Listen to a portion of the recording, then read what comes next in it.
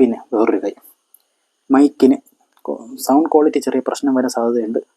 കാരണം ഞാനത് ഓർത്തില്ല, ഞാൻ തിരിച്ചാണ് വെച്ചിരുന്നത്. സോ അതിനനുസരിച്ചുള്ള സൗണ്ടിൻ്റെ ക്വാളിറ്റി ചെറിയ പ്രശ്നം ഉണ്ടായിരുന്നു. സോ നമുക്ക് അടുത്ത എപ്പിസോഡ് ഇട്ട് അത് റെഡിയാക്കാം. Hello guys, podcast on the roads എന്ന ഈ യൂട്യൂബ് ചാനലിലെ നമ്മുടെ അലം കൊച്ചേട്ടനും സണ്ണി മാമനും പിന്നെ നമ്മളും എന്ന എപ്പിസോഡിലെ 4ാമത്തെ എപ്പിസോഡാണിത്. സോ എല്ലാവർക്കും ഈ എപ്പിസോഡിലേക്ക് സ്വാഗതം. നീ പോഡ്കാസ്റ്റ് എന്ന് പറയും, ഞാൻ ഓണം എന്ന് പറയും, നീ റോഡ് എന്ന് പറയും, എന്നിട്ട് 1 2 3 പോഡ്കാസ്റ്റ് ഓൺ റോഡ്.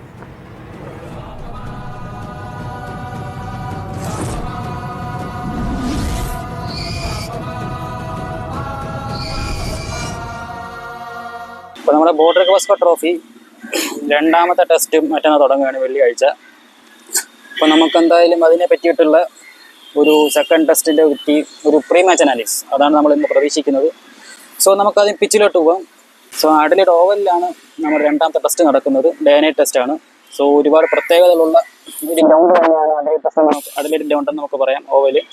ആദ്യത്തെ ഡേ നൈറ്റ് ടെസ്റ്റ് നടന്നതും അവിടെ വെച്ച് തന്നെയാണ്. അവിടെ ഏകദേശം 3 ഡേ നൈറ്റ് ടെസ്റ്റാണെന്ന് തോന്നും അവിടെ നടന്നത്.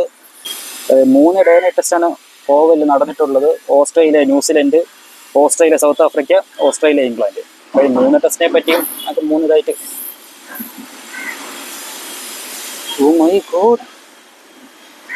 അതുകൊണ്ടല്ലേ 3 ടെസ്റ്റിനെ പറ്റി നമുക്ക് എന്തായാലും അത് കൊടുത്തിരിക്കാം. 3 ടെസ്റ്റിനെ പറ്റി ഇപ്പം നമുക്കെന്തായാലും ബോർഡർ ഗവാസ്കർ ട്രോഫിയിലോട്ട് പോകും. ഇപ്പോൾ ഫസ്റ്റ് ടെസ്റ്റ് നമ്മൾ നോർത്ത് ഓഫ് ഫോക്കസ്. അപ്പോൾ ഫസ്റ്റ് ടെസ്റ്റ് നമ്മൾ ജയിച്ചിരുന്നു. 295 റൺസിന് നമ്മൾ ഇന്ത്യ ജയിച്ചിരുന്നു. സോ അപ്പോൾ തന്നെ ഓസ്ട്രേലിയക്ക് വലിയ അടി തന്നെയായിരുന്നു. നമ്മൾ കഴിഞ്ഞ എപ്പിസോഡിലൊക്കെ പറഞ്ഞത് പോലെ ഓസ്ട്രേലിയ ഭയങ്കര അടി തന്നെയായിരുന്നു ആ ഒരു തോൽവി എന്ന് പറയുന്നത്. സോ അടുത്ത ടെസ്റ്റിൽ വരുന്ന നമ്മുടെ ഡേ നൈറ്റ് ടെസ്റ്റ് എന്തായാലും ഇന്ത്യക്ക് വളരെ വെല്ലുവിളി തന്നെയായിരിക്കും. അപ്പോൾ ഓസ്ട്രേലിയയുടെ കാര്യത്തിന് പറ്റിയ ഒരു പിച്ച് തന്നെയാണ് അഡലേഡ്. കാരണം നല്ല സ്ട്രോങ് ബോളിംഗ് ലൈനപ്പ് ഉണ്ട്. ഫാസ്റ്റ് ബോളിംഗ് ആണെങ്കിലും സ്പിന്നറായുള്ള ലൈനാണെങ്കിലും. സോ അത് ഇന്ത്യക്ക് ഒരു വെല്ലുവിളി തന്നെയാണ്. അപ്പോൾ നമുക്ക് ആ പിച്ചിനെ പറ്റി നമുക്ക് ആദ്യം സംസാരിക്കാം. സോ പിച്ചിനെ പറ്റി പോകുകയാണെങ്കിൽ തന്നെ ഇപ്പോൾ നവംബർ ഡിസംബർ മാസം എന്ന് പറയുന്നത് ഓസ്ട്രേലിയയിൽ സമ്മർ സീസണാണ്. ഇത് കൊള്ളാം, സമ്മർ സീസണാണ് സമ്മർ സീസണാണ്. അതുകൊണ്ട് സ്വാഭാവികമായിട്ടും ഹീറ്റ് കൂടുതലായിരിക്കും. സോ ഡേ നൈറ്റ് ടെസ്റ്റ് ആയതുകൊണ്ട് നമുക്കൊരു 6 സെഷൻ 2 മണിക്കൂറുകളുള്ള 6 സെഷനില്ല 2 മണിക്കൂറുള്ള 3 സെഷനാണുള്ളത്. 2 മണിക്കൂർ ഉച്ചയ്ക്ക്, 2 മണിക്കൂർ വൈകിട്ട്, 2 മണിക്കൂർ രാത്രി. അങ്ങനെയായിരിക്കും ഡേ നൈറ്റ് ടെസ്റ്റ് സ്വാഭാവികമായിട്ട് നടക്കുന്നത്. അതിൽ കൊള്ളാം സാധനം. അപ്പോൾ എന്തായാലും നമുക്ക് നോക്കപ്പോൾ 2 വെച്ചാണ് 2 സെഷൻ വെച്ചിട്ടാണ് നമുക്ക് നടക്കുന്നത്. അതിൽ ഏറ്റവും ഇമ്പോർട്ടൻ്റ് ആയിട്ട് വരുന്നത് ഈ ചൂടൊരു ഇത് തന്നെയാണ്. ഫസ്റ്റ് ടെസ്റ്റ് നല്ല സാധാരണ പോലത്തെ ബാറ്റിംഗ് ഫ്രണ്ട്ലി പിച്ച് തന്നെയായിരിക്കും. അതിനുശേഷം വരുന്ന ദിവസങ്ങളിൽ, അതായത് 2ാമത്തെ ദിവസത്തിന് ശേഷം ചൂട് കാരണം ക്രാക്സുകൾ വീഴുന്നു തുടങ്ങും.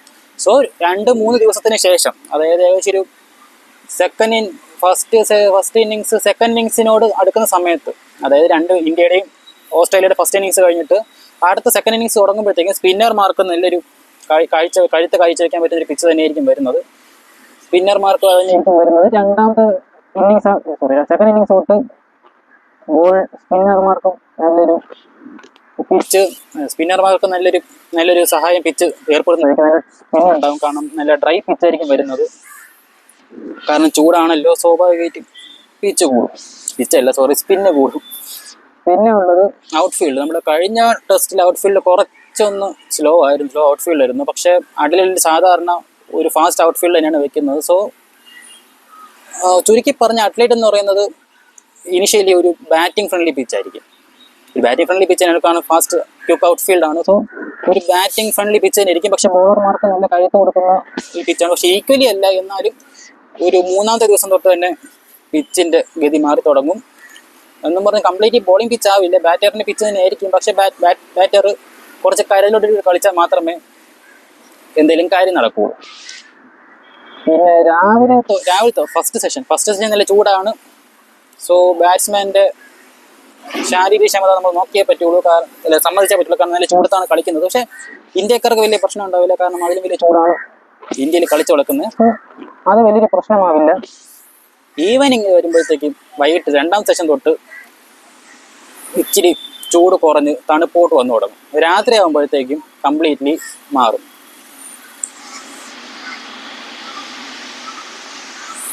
കാരണം ഈ വൈകുന്നേരം ആകുമ്പോഴത്തേക്കും പിച്ച് തണുക്കുകയും പിച്ചിലെ അറ്റ്മോസ്ഫിയർ തണുക്കുകയും അത് സ്വിംഗ് ബോളിങ്ങിന് വളരെ മികച്ചൊരു മുതൽക്കൂട്ട് തന്നെയായിരിക്കും. കാരണം കുറച്ച് താഴ്ന്ന ടെമ്പറേച്ചർ, കുറച്ച് തണുത്ത ടെമ്പറേച്ചർ എന്ന് പറയുമ്പോൾ തന്നെ അത് സ്വിംഗ് ബോളിന് നല്ലതായിരിക്കും. ഇനിഷ്യലി ഫസ്റ്റ് ടെസ്റ്റിൽ സ്വിംഗ് കുറവായിരിക്കും, എന്നാൽ വൈകുന്നേരം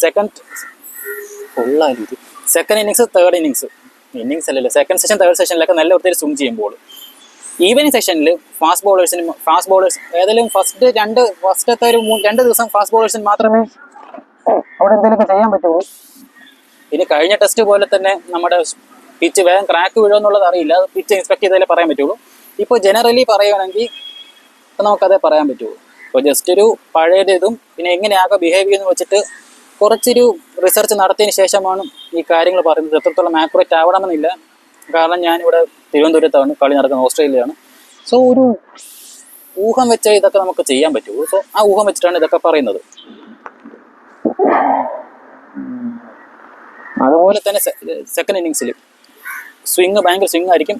പക്ഷെ പിങ്ക് ബോളിലാണ് കളിക്കുന്നത്. കാരണം രാത്രിയും കൂടി വിസിബിലിറ്റി ഉള്ള ഫാക്ടർ ഉള്ളത് കൊണ്ട് നമ്മൾ റെഡ് ബോളിലായിരിക്കില്ല, പിങ്ക് ബോളിലാണ് കളിക്കുന്നത്. നമുക്ക് അറിയാനുള്ള കാര്യം തന്നെയാണ് പിങ്ക് ബോൾ. സോ പിങ്ക് ബോളിന്റെ പ്രത്യേകത പെട്ടെന്ന് ബോൾ ഓൾഡ് ആവും. കാരണം പെട്ടെന്ന് തന്നെ വെയർ ആൻഡ് ടിയർ വന്നിട്ട് പെട്ടെന്ന് സ്വിങ് ചെയ്യാൻ തുടങ്ങും. ഏകദേശം ഒരു റിവേഴ്സ് സ്വിങ് കൊട്ടാണെങ്കിൽ ഏകദേശം റെഡ് ബോൾ ഒരു 60-60+ ഓവറിന് ശേഷം മാത്രമേ ബോൾ റിവേഴ്സ് സ്വിങ് തുടങ്ങുള്ളൂ. എന്നാൽ നമ്മുടെ പിങ്ക് ബോൾ കുറച്ചുകൂടി നേരത്തെ തുടങ്ങും. ഏകദേശം രണ്ടാമത്തെ സെഷന് പകുതിക്ക് ശേഷം തന്നെ ബോൾ സ്വിങ് ചെയ്ത് തുടങ്ങും, റിവേഴ്സ് സ്വിങ് ചെയ്ത് തുടങ്ങും. സോ ബാറ്റർക്ക് അതൊരു വലിയ പ്രശ്നം തന്നെ ആയിരിക്കും നേരിടാൻ പോകുന്നത്. പക്ഷേ ശ്രദ്ധിച്ച് കളിച്ചാൽ തീർച്ചയായിട്ടും ഇതിനെ മറികടക്കാന്നുള്ളതേ ഉള്ളൂ. പിന്നെയുള്ളത് നൈറ്റ് സെഷൻ, 3ാമത്തെ സെഷൻ, അതായത് രാത്രി കളിക്കുന്നത്. രാത്രി കംപ്ലീറ്റ്ലി ബോളറിൻ്റെതാണ്. അവിടെ സ്പിന്നർക്ക് യാതൊരു റോളും ഇല്ല. 4 ദിവസം കഴിഞ്ഞിട്ട് ക്രാക്ക് വീണാലും ശരി, ക്രാക്ക് വീണില്ലെങ്കിൽ ശരി, അത് ഫാസ്റ്റ് ബോളേഴ്സിന്റെ ഡോമിനേറ്റ് ചെയ്യുന്ന ഒരു സെഷൻ തന്നെയായിരിക്കും. ഇപ്പോൾ നമ്മൾ 3 സെഷൻ കണക്കാക്കുന്നത് ഫസ്റ്റ് സെഷൻ ഡോമിനേറ്റ് ചെയ്യുന്നത് ബാറ്റർ ആയിരിക്കും. 2ാം സെഷൻ ഷെയർ ചെയ്തിരിക്കും, ബാറ്റിങ്ങും ബോളിങ്ങും രണ്ടൊരു ഷെയർ ആയിരിക്കും വരുന്നത്. എന്നാൽ 3ാം session completely dominate by bowler ആയിരിക്കും. സോ ഫസ്റ്റ് സെഷൻ എന്ന് പറയുമ്പോൾ നമുക്ക് ഫസ്റ്റ് സെഷൻ കംപ്ലീറ്റ്ലി ബാറ്ററിന്റെ ഏത് ടീമാണ് ബാറ്റ് ചെയ്യുന്നത് ആ ബാറ്റർ ആദ്യം തീരുമാനിക്കുന്നത് മാക്സിമം സ്കോർ ചെയ്യുക എന്നുള്ളതാണ്. കാരണം സ്കോർ ചെയ്യാൻ പറ്റിയൊരു ഇത് തന്നെയാണ് first innings. Second innings progress ചെയ്യുമ്പോഴത്തേക്കും സെക്കൻഡ് ഇന്നിങ്സ് നടക്കുമ്പോൾ തന്നെ പിച്ചിന് മാറ്റങ്ങൾ വരും. നഷ്ടപ്പെടുന്നതിന് തണുപ്പ് ചെറുതായിട്ടൊന്ന് ചൂട് കുറഞ്ഞു തുടങ്ങും. സോ ബോൾ കുറച്ചുകൂടി സ്വിങ് ചെയ്യുകയും ചെയ്യും. 3ാമത്തെ സെഷൻ ആകുമ്പോഴത്തേക്കും ബോൾ റിവേഴ്സ് സ്വിങ്ങും വരും. സോ ബാറ്റർക്ക് ഫസ്റ്റ് സെഷൻ അടിച്ച് കളിക്കുക, സെക്കൻഡ് സെഷൻ കുറച്ചുകൂടി നോക്കി കളിക്കുക, തേർഡ് സെഷൻ കംപ്ലീറ്റ് നോക്കി കളിച്ചാൽ മാത്രമേ ടെസ്റ്റ് നൈറ്റ് സെഷൻ നമുക്ക് ഏത് ടീമിനായാലും അത് ശ്രമിക്കാൻ പറ്റുള്ളൂ. പക്ഷേ ഇന്ത്യക്ക് അവിടെയാണ് പ്രശ്നം വരുന്നത്. ഇന്ത്യക്ക് അങ്ങനെ പിടിച്ച് നിന്ന് കളിക്കാനായിട്ട് നിലവിൽ ഇപ്പോൾ ഇന്ത്യൻ സ്ക്വാഡിൽ ആരുമില്ല. ആ കാര്യത്തിൽ ഓസ്ട്രേലിയ കുറച്ച് ഒരു മുൻഗണനയിലുള്ളതാണ്.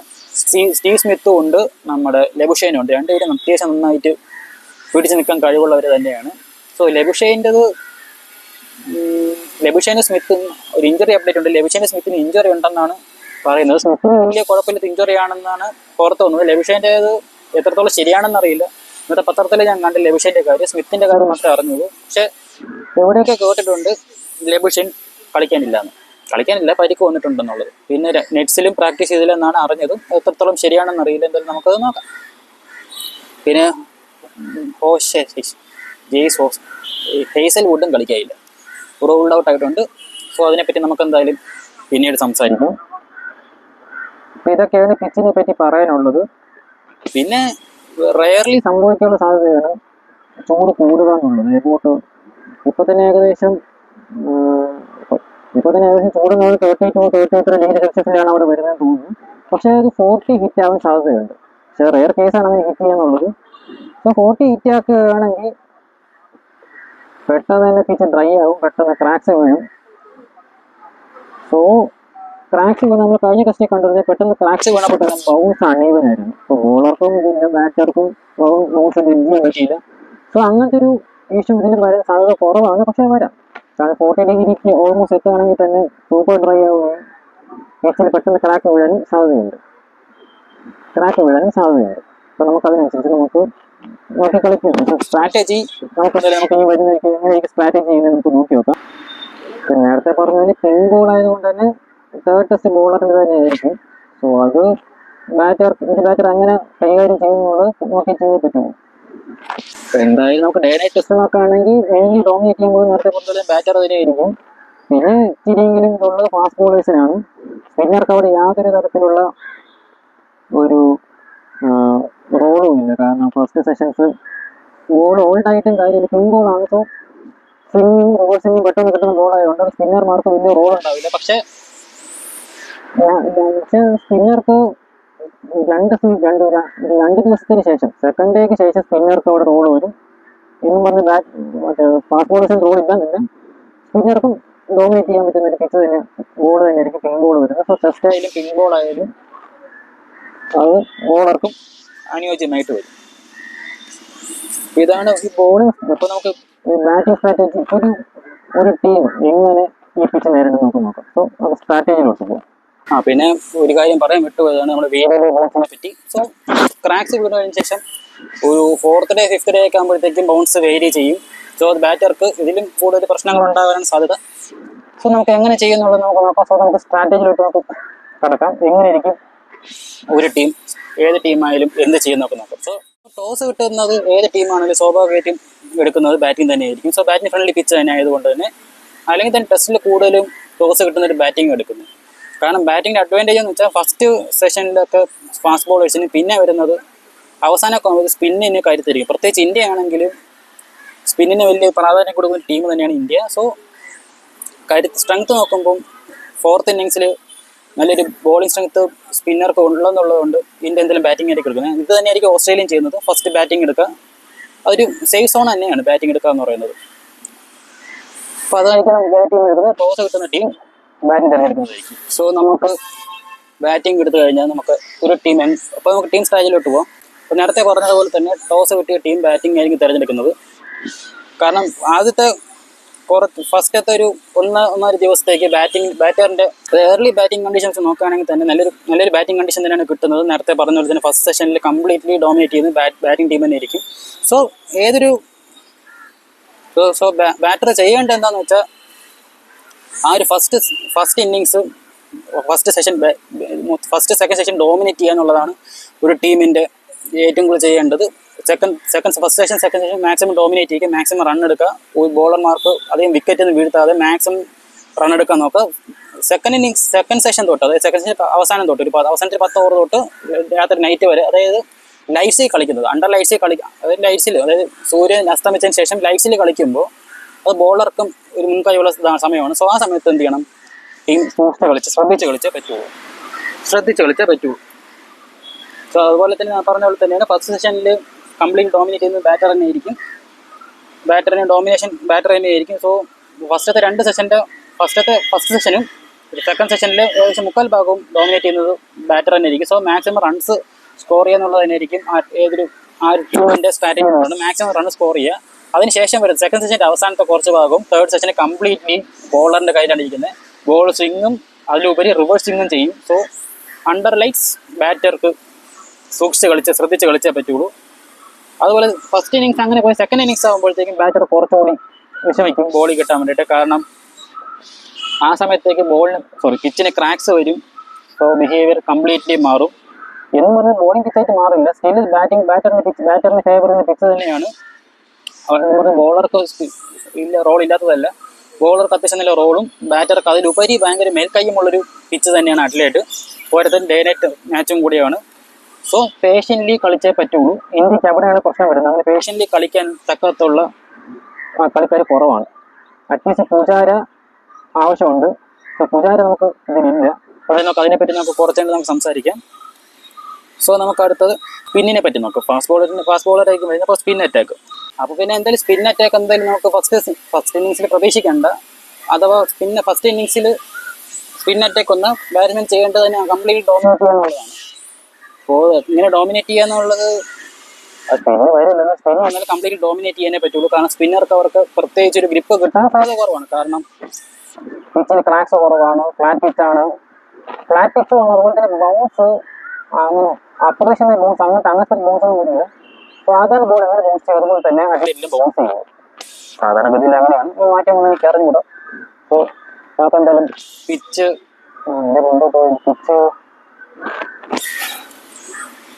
പിച്ചിനെ പറ്റി റിപ്പോർട്ട് വരുമ്പോൾ നമുക്ക് ബാക്കി നോക്കാം. ഇവിടെ വണ്ടി ഇതിൻ്റെയൊക്കെ ശല്യങ്ങളുണ്ട്, അതുകൊണ്ട് ആകാശം നോക്കിയില്ലെങ്കിൽ ശരിയാവില്ല. സോ ഇപ്പം ഒരു ടീം ബാറ്റിംഗ് എടുത്താൽ മറ്റേ ടീം ബോളിംഗ് എടുക്കുള്ളൂ. സോ നമുക്കടുത്ത് ബോളിംഗ് സ്ട്രാറ്റജിയിലോട്ട് പോവാം. സോ ബോളിംഗ് സ്ട്രാറ്റജി നേരത്തെ പറഞ്ഞ തന്നെ കംപ്ലീറ്റ്ലി രാവിലത്തെ ഒരു 3 ദിവസം കംപ്ലീറ്റ് ഡോമിനേറ്റ് ചെയ്യാൻ പോകുന്നത് ഫാസ്റ്റ് ബോളേഴ്സ് തന്നെയായിരിക്കും. കാരണം പെട്ടെന്ന് നല്ല സ്വിങ് ചെയ്യാൻ പറ്റുന്ന ഒരു കണ്ടീഷൻ തന്നെയാണ് ഡയറക്റ്റ് ടെസ്റ്റിൽ, പ്രത്യേകിച്ച് ഉച്ചയ്ക്ക് ശേഷം എന്ന് പറയുന്നത്. പെട്ടെന്ന് റിവേഴ്സ് സ്വിങ്ങും കൂടെ ഉള്ള നമ്മളോട് ഫാസ്റ്റ് ബോളേഴ്സിനെ ആയിരിക്കും മെയിൻ കളി കൺട്രോൾ ചെയ്യുന്നത് ഫാസ്റ്റ് ബോളേഴ്സ് ആയിരിക്കും ആദ്യത്തെ ഒരു 3 ദിവസത്തേക്ക്. അതിനുശേഷം കംപ്ലീറ്റ്ലി അല്ല, കുറച്ച് പോർഷൻ സ്പിന്നർമാർക്ക് ഒരു റോൾ ഉണ്ടാവും. സോ നമുക്ക് കണ്ടറിയണം എങ്ങനെയായിരിക്കും ബോളിംഗ് ഡിപ്പാർട്ട്മെന്റ് അവർ എടുക്കുന്നതെന്നുള്ളത്. സോ ഇന്ത്യക്കാണെങ്കിൽ ഫാസ്റ്റ് മിക്കവാറും ഓൾമോസ്റ്റ് സെയിം ടീം തന്നെയായിരിക്കും. ഹാർദിക് റാണ, ബുംറ, സിറാജ്, ഈ 3 പേര് തന്നെയായിരിക്കും. സോ ഇന്ത്യക്ക് വേണ്ടി കളി നിയന്ത്രിക്കുന്ന 3 പേര് തന്നെയായിരിക്കും. അപ്പോൾ നമുക്ക് എന്തായാലും സ്ക്വാഡിലോട്ട് പോകാം, സ്റ്റാർട്ടിങ് 11 പോകാം.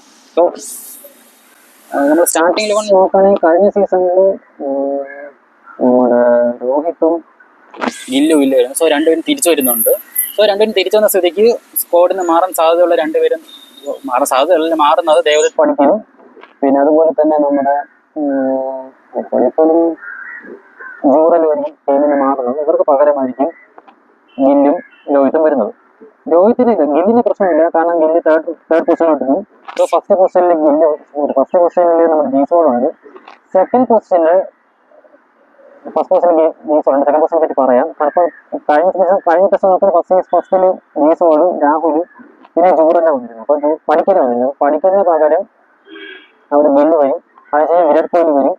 അതിനുശേഷം നമ്മുടെ പന്താണ് വന്നിരുന്നത്. പന്തിന് ശേഷം വന്നത് ജൂറലുണ്ടായിരുന്നു, പിന്നെ വിദേശ് റെഡ്ഡി, അതിനുശേഷം ബുംറ, വാഷിംഗ്ടൺ സുന്ദർ, ബുംറ, സിറാജ്, ഹർഷത് റാണ. ഇങ്ങനെ സ്റ്റാർട്ടിലാണ് കഴിഞ്ഞ കളിയിലുണ്ടായിരുന്നത്. ഇതിൽ തേർഡ് പൊസിഷനിൽ വരുന്നതാണ് നമ്മുടെ ശുഭ്മാൻ ഗിൽ. സോ നമ്മൾ അത് പറയുകയാണെങ്കിൽ തന്നെ നേരിട്ട് പുള്ളിക്കാരൻ്റെ പേര് മറന്നില്ല,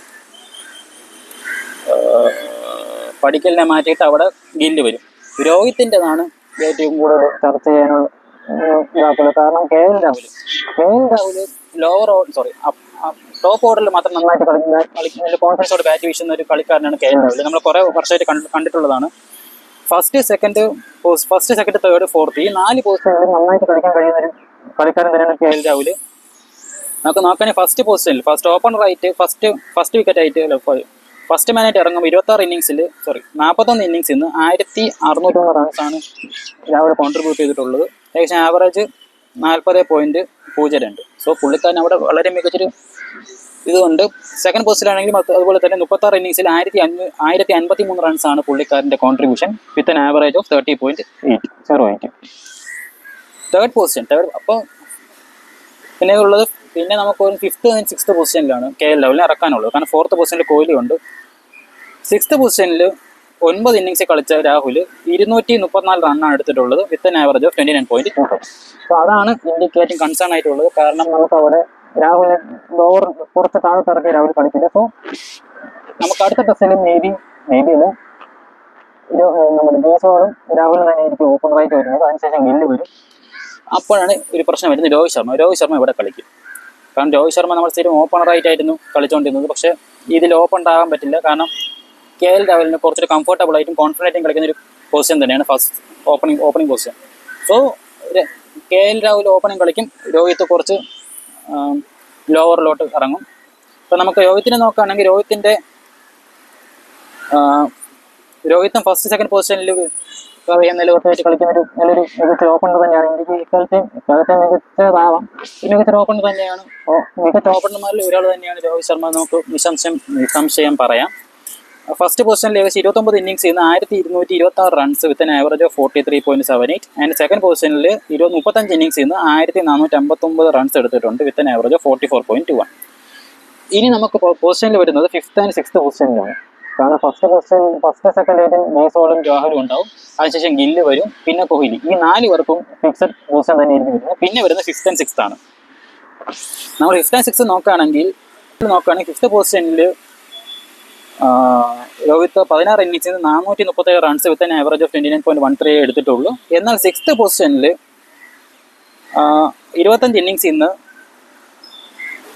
1037 റൺസ് എടുത്തിട്ടുണ്ട് വിത്ത് ആൻ ആവറേജ് ഓഫ് 54.57. പക്ഷേ അപ്പോൾ ഏറ്റവും കൂടുതൽ ഫേവർ ചെയ്യുന്നതും ആ ഒരു പൊസിഷൻ തന്നെ ആയിരിക്കും 6th പൊസിഷൻ. പക്ഷേ ചെറിയ കൺസേൺ എന്ന് വെച്ചാൽ രോഹിത് ശർമ്മ അവസാനമായിട്ട് 6ാമത്തെ പൊസിഷനിൽ കളിച്ചത് 2018-ലാണ്. സോ രോഹിത് എന്തായാലും ആ പൊസിഷനിൽ തന്നെ ആയിരിക്കും ഇരിക്കുന്നത്. പിന്നെ 5ാമത്തെ പൊസിഷനിൽ നമുക്ക് ഋഷഭ് പന്ത് ഉണ്ട്. 5th പൊസിഷനിൽ ഋഷഭ് പന്തിനെ നോക്കുകയാണെങ്കിൽ 20 ഇന്നിങ്സിൽ നിന്ന് 1112 runs with an average of 61.77. 5th പൊസിഷനിൽ നല്ലൊരു ആവറേജ് ഒരു കളിക്കാരൻ തന്നെ ഋഷഭ് പന്ത്. സോ ഋഷഭ് പന്തിനെ ആ പൊസിഷനിൽ രോഹിത് ശർമ്മ 6ാമനായിട്ട് ഇറങ്ങാനായിരിക്കും സാധ്യത കൂടുതൽ. കാരണം ഋഷഭ് പന്തിനാണെങ്കിൽ 25 ഇന്നിങ്സിൽ നിന്ന് 887 runs with an average of 38.21. So Rishabh പന്തിനേക്കാളും കുറച്ചുകൂടി മേൽക്കൈ ഉള്ളത് രോഹിത്തിനാണ്. പക്ഷെ കോമ്പിനേഷൻ വെച്ച് left and right hand combination വെച്ചാൽ നോക്കുന്നതെങ്കിൽ എങ്ങനെയാണെന്ന് അറിയില്ല. So may be Rohit 6th തന്നെ ഇറങ്ങാനായിരിക്കും സാധ്യത കൂടുതൽ. 6th or 5th ആയിരിക്കും. പന്ത് അതിനനുസരിച്ച് മാറും. എൻ്റെ ഇപ്പം ഒരു പോസിബിലിറ്റി എന്ന് പറയുമ്പോൾ ജയ്സ്വാള്, 2nd പൊസിഷനിൽ രോഹിത് വരുന്നു, 1st പൊസിഷനിൽ ജയ്സ്വാള്, 2nd പൊസിഷനിൽ രാഹുൽ, 3rd പൊസിഷനിൽ നമ്മുടെ ഗില്ല് വരുന്നുണ്ട്, 4th നമ്മുടെ വിരാട് കോഹ്ലി വരുന്നുണ്ട്, 5th പന്ത്, 6th പൊസിഷനിൽ രോഹിത്. പിന്നെ നമ്മൾ നേരത്തെ ചർച്ച ചെയ്ത സ്പിന്നർക്ക് വലിയ ഡോമിനേഷൻ കുറഞ്ഞൊരു മാച്ചാണ്. പക്ഷേ നമുക്ക് സ്ട്രെസ്സിനെ പിടിച്ചു നിർത്താനായിട്ട് ഒരു ബാറ്റർ വേണം. സോ മോസ്റ്റ് പ്രോബബ്ലി വാഷിംഗ്ടൺ സുന്ദറിന് ഈ ടെസ്റ്റിൽ നിന്ന് റിമൂവ് ചെയ്യാൻ സാധ്യതയുണ്ട്. ഈ 2nd ടെസ്റ്റിൽ നിന്ന് പകരം അശ്വിനോ ജഡേജയോ ആയിരിക്കും ചാൻസ് കൂടുതൽ. കാരണം രണ്ടുപേർക്കും എക്സ്പീരിയൻസ്ഡ് ആണ്. അശ്വിനായിരിക്കും കുറച്ചൊരു നേരത്തെ ഞാൻ ഇതിൽ കാണുന്നത്. കാരണം വാഷിംഗ്ടൺ സുന്ദറിനെക്കാളും അശ്വിന് എക്സ്പീരിയൻസും ഉണ്ട്. അതുപോലെ തന്നെ കഴിഞ്ഞ 2021 നടന്ന നമ്മുടെ ബോർഡർ ഗോസ്കർ ട്രോഫിയിൽ മായങ്ക് അഗർവാളും നമ്മുടെ അശ്വിനും കൂടി 128 ബോൾ വീതം ഫേസ് ചെയ്തൊരു വലിയ പാർട്ണർഷിപ്പ് എടുത്ത് ഇന്ത്യയിൽ സമനില സമ്മാനിച്ചൊരു മത്സരം ഉണ്ടായിരുന്നു. ടൂർണമെന്റോ ഞാൻ പ്രതീക്ഷിക്കുന്നു. ഒരു കാപ്പ ടെസ്റ്റ് പോകുന്നുണ്ട് ടെസ്റ്റ്. അപ്പോൾ അതുപോലെ നോക്കുകയാണെങ്കിൽ ഒരു മേൽക്കൈ അശ്വിന് ഉണ്ടാവും. പക്ഷെ അശ്വിന് എത്രത്തോളം റിലയബിൾ ആണ് എന്ന് നമുക്ക് പറയാൻ പറ്റില്ല. കാരണം അശ്വിൻ വലിയൊരു ഫോമിലുള്ള കളിക്കല്ല. പക്ഷെ ഓസ്ട്രേലിയയാണ്. സോ അശ്വിൻ നല്ല പെർഫോം ചെയ്യാൻ പറ്റിയ കളിക്കാരൻ തന്നെയാണ് അശ്വിൻ. സോ നമുക്ക് അശ്വിനായിരിക്കും മേൽക്കൈ ഉണ്ടാവുന്നത്. പക്ഷെ വാഷിംഗ്ടൺ സുന്ദർ നല്ല ബാറ്ററാണ്. പക്ഷെ എത്രത്തോളം നേരം പിടിച്ചു നിൽക്കാൻ പറ്റുമോ എന്നുള്ളതാണ് വാഷിംഗ്ടൺ സുന്ദറിന്റെ അടുത്തൊരു പ്രശ്നം എന്ന് പറയുന്നത്. സോ അശ്വിനെ പറ്റി നമുക്ക് പ്രത്യേകിച്ച് പറയേണ്ട കാര്യമില്ല. നല്ലൊരു വിക്കറ്റ് ടേക്കിംഗ് ബോളർ തന്നെയാണ്. സോ വാഷിംഗ്ടൺ സുന്ദറിന് പകരം അശ്വിൻ തന്നെ ആയിരിക്കും സാധ്യത കൂടുതൽ. സോ നമ്മൾ ഇത്തരം അതിനുശേഷം വരുന്ന ബോളർമാർക്ക് വലിയ വ്യത്യാസം വരില്ല. പക്ഷേ നമുക്ക് വ്യത്യാസം വരില്ല. പറ്റുന്നില്ല. ചിലപ്പോൾ അശ്വിൻ്റെ പകരം ഫാസ്റ്റ് ബോളർ കൂടി വന്നേക്കാം. പക്ഷെ നിതീഷ് റെഡ്ഡി ഉള്ളതുകൊണ്ട് അതിനൊരു പോസിബിലിറ്റി നമുക്ക് കളയാം. നിതീഷ് റെഡ്ഡിക്ക് പകരം ഒരു ബാറ്റർ സാധ്യത കുറവാണ്. കാരണം നമുക്കൊരു ഫാസ്റ്റ് ബോളിംഗ് ഓൾറൗണ്ടറാണ്. ഒരു അറ്റാക്കിംഗ് ബാറ്റർ തന്നെയാണ്. ഋഷഭ് പന്തിനെ പോലെ തന്നെ ഒരു അറ്റാക്ക് കളിക്കാൻ കഴിവുള്ള ഒരാൾ തന്നെയാണ് നിതീഷ് റെഡ്ഡി.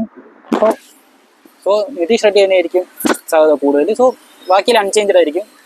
ആകെ പൊസിഷൻ ചേഞ്ചാണ് കൂടുതൽ ടെസ്റ്റിൽ കാണുന്നത്. ഞാൻ മേ ബി വാഷിംഗ്ടൺ സുന്ദറിന് പകരം അശ്വിനും. സോ ഇത് തന്നെയായിരിക്കും ആകെ വരുന്നൊരു ചേഞ്ച് വരുന്നത്. പിന്നെ ഓസ്ട്രേലിയൻ ടീമിൽ കഴിഞ്ഞ സെയിം ടീം വിത്ത് ബോളൻഡ് ആയിരിക്കും മിക്കവാറും വരുന്നത്. എനിക്ക് സ്ക്വാഡ് ഞാൻ മറന്നുപോയി. അപ്പോൾ എന്തായാലും ആ സ്ക്വാഡ് എന്തായാലും ഇവിടെ ഉണ്ടാവും. പോസിബിൾ സ്ക്വാഡും ഇവിടെ തന്നെ ഉണ്ടാവും. ഇത്രയും ഭാഗത്തിൽ ഇവിടെയൊക്കെ വെച്ചിരിക്കാം. സോ നമുക്കതൊക്കെ അത്രയേ ഉള്ളൂ.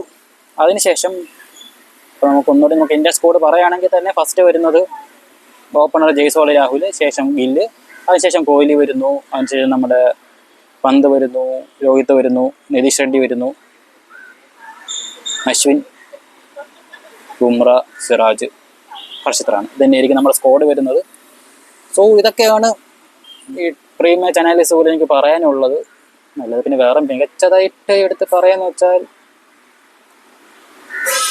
ഞാൻ ബുക്ക് എടുക്കാൻ മറന്നു. അതിനകത്ത് കുറേ എഴുതി വെച്ചിട്ടുണ്ടായിരുന്നു. അപ്പോൾ നമുക്കിനി ഇന്ത്യക്ക് ഇപ്പോൾ കഴിഞ്ഞ ടെസ്റ്റിൽ ഇന്ത്യ ബോർഡർ ഗോസ്കർ ട്രോഫിക്ക് ഒപ്പം തന്നെ വേറെ 1-2 ടെസ്റ്റുകൾ നടന്നിരുന്നു. സോ അതിനെപ്പറ്റി കൂടുതൽ ഡീറ്റെയിൽസ് ആയിട്ട് നമുക്ക് വേറെ ലൊക്കേഷനിൽ നമുക്ക് കാണുന്നതായിരിക്കും. ഹലോ ഗൈസ്, നമ്മൾ വീണ്ടും തിരിച്ചു വന്നിരിക്കുകയാണ്. ഇപ്പോൾ നമ്മളോട് ആളും കൂടെ ഉണ്ട്, ജിമ്മി. ഹൈ. അപ്പോൾ നമ്മൾ നേരത്തെ ടെസ്റ്റിനെ പറ്റി പറഞ്ഞിരുന്നു. സോ ഇനി നമുക്ക് പറയാനുള്ളത് ഇന്നലെ ഇപ്പോൾ അതിനിടയ്ക്ക് തന്നെ ഇപ്പോൾ